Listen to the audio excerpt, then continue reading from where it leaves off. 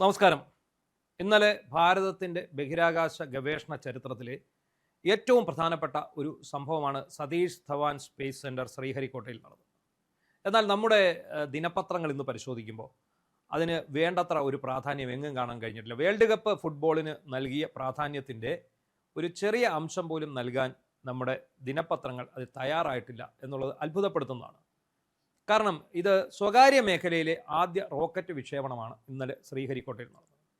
അത് വെറും ഒരു റോക്കറ്റ് വിക്ഷേപണം, ഒരു വിക്രം 1 എന്ന് പറയുന്ന ഒരു സാധാരണ ഒരു റോക്കറ്റ് ഭ്രമണപഥത്തിലേക്ക് പോയി എന്നതിൽ കവിഞ്ഞ് ഒരു പ്രാധാന്യമൊന്നും ആരും അതിന് നൽകിക്കണ്ടില്ല. ഒരുപക്ഷെ അത് സ്വകാര്യ മേഖലയിലെ ആദ്യത്തെ വിക്ഷേപണം ആയതുകൊണ്ടായിരിക്കും. പക്ഷെ നമ്മളവിടെ ശ്രദ്ധിക്കേണ്ട ഒരു കാര്യമുണ്ട്. ഈ സ്വകാര്യ മേഖലയിൽ വിക്ഷേപണം നടത്തിയ 2 യുവശാസ്ത്രജ്ഞർ, അവർ 2 ഇന്ത്യക്കാരാണ്. അവർ വിദേശികളല്ല, അവർ വിദേശ ഫണ്ട് ഉപയോഗിച്ചല്ല ഇത് ചെയ്തിരിക്കുന്നത് എന്നുള്ളതാണ് അതിനകത്ത് ഏറ്റവും പ്രധാനപ്പെട്ട കാര്യം. പിന്നീട് അതിലേക്ക് വിദേശ നിക്ഷേപം വന്നിട്ടുണ്ടാവാം. എങ്കിൽ പോലും അവരുടെ 2 പേരുടെ പ്രയത്നത്തിൻ്റെ ഫലമാണ്.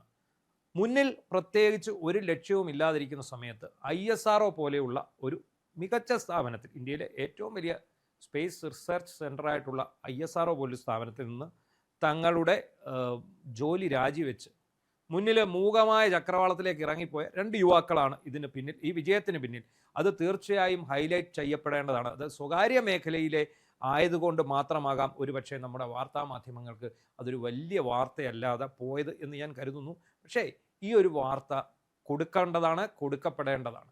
അതിന് ആ വാർത്തയ്ക്ക് പിന്നിലുള്ള ചരിത്രം നമ്മൾ പരിശോധിക്കേണ്ടതാണ്. നമുക്ക് തെലങ്കാന സ്വദേശിയായിട്ടുള്ള ഭവൻകുമാർ ചന്ദനയും നാഗാഭരത് ദാക്കെ എന്ന് പറയുന്ന ഈ 2 യുവശാസ്ത്രജ്ഞരാണ് സ്കൈ റൂട്ട് എയറോസ്പേസ് എന്ന് പറയുന്ന ഈ സ്വകാര്യ ബഹിരാകാശ കമ്പനിയുടെ നടത്തിപ്പുകാർ.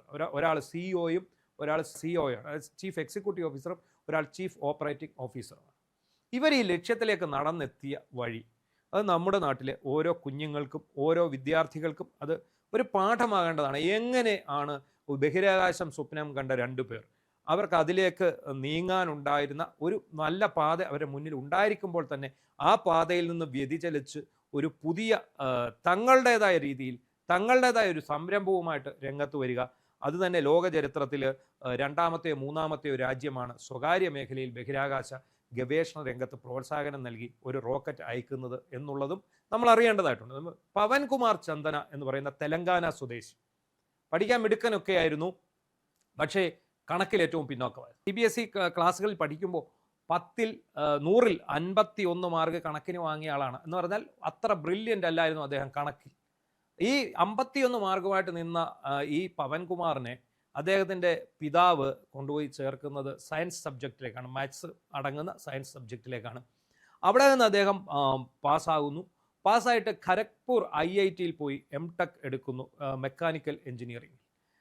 അതിനൊപ്പം തന്നെ ക്രയോജനിക് എഞ്ചിനുകളെക്കുറിച്ചുള്ള പഠനവും ഒപ്പം തന്നെ അദ്ദേഹം മുന്നോട്ട് കൊണ്ടുപോകുന്നു. അങ്ങനെ ഈ പഠനമൊക്കെ കഴിയുന്നതിന് പിന്നാലെ ഈ ഖരഗ്പൂർ IIT ഇന്ത്യയിലെ ഏറ്റവും പ്രധാനപ്പെട്ട വിദ്യാഭ്യാസ സ്ഥാപനങ്ങളിലൊന്നാണ്, എഞ്ചിനീയറിംഗ് വിദ്യാഭ്യാസ സ്ഥാപനങ്ങളിലൊന്നാണ്.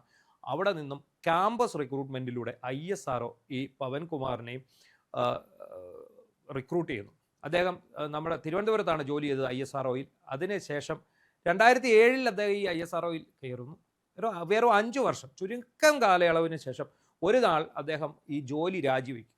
ISROയിലെ സയൻറ്റിസ്റ്റ് എന്ന് പറയുന്ന ജോലി രാജിവെക്കുന്നു. അതിനോടകം നമ്മുടെ മുൻ ISRO ചെയർമാൻ S സോമനാഥിൻ്റെ കീഴിൽ റോക്കറ്റ് വിക്ഷേപണം സംബന്ധിച്ച് പല റോക്കറ്റ് വിക്ഷേപണങ്ങളിലും അദ്ദേഹം അസിസ്റ്റ് ചെയ്തിട്ടുണ്ട്, സഹകരിച്ചിട്ടുണ്ട്. ഇതിനെക്കുറിച്ചുള്ള വിശദമായ കാര്യങ്ങൾ മനസ്സിലാക്കി. ഇദ്ദേഹത്തിൻ്റെ ഒരു മെൻറ്റർ ഈ S സോമനാഥ് ആയിരുന്നു. അങ്ങനെ ഇരിക്കെ ഈ 5 വർഷത്തിന് ശേഷം 2012 ആരോടും പറയാതെ ഈ പവൻകുമാർ തൻ്റെ ജോലി രാജിവെക്കും. ജോലി രാജിവെച്ച് ഏറെ നാൾ കഴിഞ്ഞിട്ടാണ് അദ്ദേഹത്തിൻ്റെ വീട്ടുകാർ പോലും അറിയുന്നത്. അദ്ദേഹത്തിൻ്റെ അന്നത്തെ ഒരു സ്വപ്നമായിരുന്നു സ്വകാര്യ മേഖലയിലെ ഒരു സ്പേസ് ഏജൻസി. നമ്മൾ ഓർക്കുക ഈ സമയത്ത് സ്വകാര്യ മേഖലയിൽ പോയിട്ട് നമ്മുടെ സർക്കാർ മേഖലയിൽ പോലും സ്പേസ് ഗവേഷണ രംഗത്ത് നമ്മൾ വളരെയധികം കുതിച്ചുകൊണ്ടിരിക്കുന്ന ഒരു സമയം മാത്രമാണ്. എന്ന് വെച്ചാൽ അത്ര വലിയ ഒരു ശക്തിയായിട്ട് നമ്മൾ മുന്നേറിയിട്ടില്ല എന്ന് വേണമെങ്കിൽ പറയാം. ആ ശക്തിയാകാനുള്ള പ്രയാണത്തിലേക്കുള്ള ഒരു കാൽവയ്പ് നടന്നുകൊണ്ടിരിക്കുന്ന സമയം. അപ്പോഴാണ് സ്വകാര്യ മേഖലയിലേക്ക് ഒരു സ്പേസ് ഏജൻസി സ്വപ്നം കണ്ട് ഈ ചെറുപ്പക്കാരൻ തനിക്കുള്ള ISROയിലെ ജോലിയും കളഞ്ഞിട്ട് പോകുന്നത്. പിന്നെ എല്ലാം ചരിത്രമാണ്. അദ്ദേഹത്തിൻ്റെ ഈ ഒരു ആശയം ഒരിക്കലും നടക്കാത്ത ഒരു ആശയം എന്ന് വേണമെങ്കിൽ നമുക്ക് പറയാമായിരുന്നു.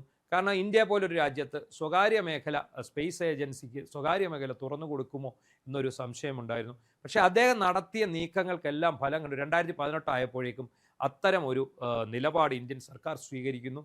അദ്ദേഹം ലിങ്ക്ഡിൻ എന്ന് പറയുന്ന സോഷ്യൽ മീഡിയ സൈറ്റിലൂടെ മുകേഷ് ബൻസാലി എന്ന് പറയുന്ന മിന്ത്രയുടെ MD-യെ ബന്ധപ്പെടുന്നു. അദ്ദേഹം സഹായം വാഗ്ദാനം ചെയ്യുന്നു. ഈ ചെറുപ്പക്കാരൻ്റെ കഴിവിൽ മാത്രം വിശ്വാസം അർപ്പിച്ചുകൊണ്ട് തനിക്ക് ഇന്നേ വരെ പരിചയമില്ലാത്ത ഒരു മേഖലയിൽ ഈ വസ്ത്രവ്യാപാരിയായിട്ടുള്ള ഈ മുകേഷ് ബൻസാലി മുതൽ മുടക്കാൻ തയ്യാറാകുന്നു. അപ്പോൾ അതിനുശേഷമാണ് ഈ ഹൈദരാബാദ് കേന്ദ്രീകരിച്ച് സ്പേസ് റൂട്ട് എയറോസ്പേസ് സ്ഥാപിക്കുന്നത്. ഇദ്ദേഹവും ഈ പറയുന്ന ഭാരത് നാഗ താക്കയും കൂടെ ചേർന്ന് ഭാരത് താക്കയും കൂടെ ചേർന്ന് ഇത് ആരംഭിക്കുന്നു. അതിനുശേഷം ഇവർ ചെറിയ ചെറിയ റോക്കറ്റുകൾ വിക്ഷേപിച്ചുകൊണ്ടാണ് ഇതിലേക്ക് തുടങ്ങുന്നത്. രാമൻ 1 എന്ന് പറയുന്ന ഒരു റോക്കറ്റ് ആണ് ആദ്യം വിക്ഷേപിക്കുന്നത്. പിന്നീട് ധവാൻ അവർ കണക്ക് കൂട്ടിയ ദൂരത്തിന് അപ്പുറത്തേക്ക് ഈ റോക്കറ്റുകൾ പറന്നെത്താൻ തുടങ്ങി. 2020 ആദ്യത്തെ വിക്ഷേപണം. പിന്നെ എല്ലാ വർഷവും ഇവരിങ്ങനെ ടെസ്റ്റ് ചെയ്തുകൊണ്ടിരുന്നു. അങ്ങനെയാണ് ഇന്നലെ അവരുടെ ജീവിതത്തിലെ ഏറ്റവും പ്രധാനപ്പെട്ട കമ്പനി 1000-ഓളം ജീവനക്കാരുള്ള കമ്പനിയാണ്. ആ കമ്പനിയുടെ ഏറ്റവും പ്രധാനപ്പെട്ട ആ ഒരു സമയം എത്തിയത് ഇന്നലെ സതീഷ് ധവാൻ സ്പേസ് സെൻറ്ററിൽ. പക്ഷേ ഇത് കൗണ്ട് ഡൗൺ തുടങ്ങാൻ നേരം ഇതിനകത്ത് ഒരു ടെക്നിക്കൽ എറർ സംഭവിച്ചു. അങ്ങനെ 35 മിനിറ്റ് നേരത്തോളം ഈ റോക്കറ്റ് വിക്ഷേപിക്കുന്നതിനകത്ത് ഒരു തടസ്സം നേരിട്ടു. എങ്കിൽ പോലും ഇതിനെല്ലാം നേതൃത്വം നൽകിക്കൊണ്ട് സോമനാഥ്, ഇവരുടെ മെൻറ്ററായിട്ടുള്ള സോമനാഥും ഉണ്ടായിരുന്നു. അങ്ങനെ ആദ്യമായിട്ട് ഇന്നലെ ഒരു 7 നില വലിപ്പമുള്ള റോക്കറ്റാണ് ബഹിരാകാശത്തേക്ക് അവർ അയച്ചത്. അപ്പോൾ എന്താണെങ്കിലും അത് ഭ്രമണപഥത്തിലേക്ക് എത്തിക്കുകയും ചെയ്തു.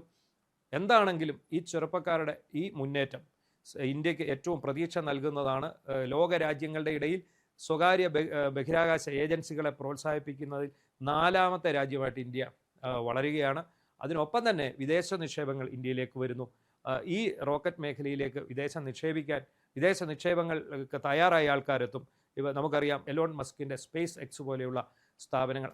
പക്ഷേ ഒരിക്കലും തങ്ങൾ എലോൺ മസ്കിനെ അനുകരിക്കുകയല്ല എന്നാണ് ഈ ചെറുപ്പക്കാർ പറയുന്നത്. ഞങ്ങളുടെ ഇതായിട്ടാണ് മിഷൻ ആഗമൻ എന്ന പേരിലാണ് ഞങ്ങളിത് ആരംഭിച്ചത്. ഞങ്ങളുടെ ഐഡൻറ്റിറ്റിയാണ്.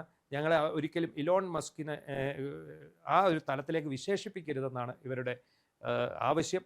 എന്താണെങ്കിലും ആദ്യ വിക്ഷേപണം തന്നെ വിജയകരമായ സ്ഥിതിക്ക് എയറോസ്പേസ് ഏജൻസി ഈ നാടിന് തന്നെ ഒരു വലിയ മുതൽക്കൂട്ടായി മാറും എന്നുള്ള കാര്യത്തിൽ സംശയമില്ല.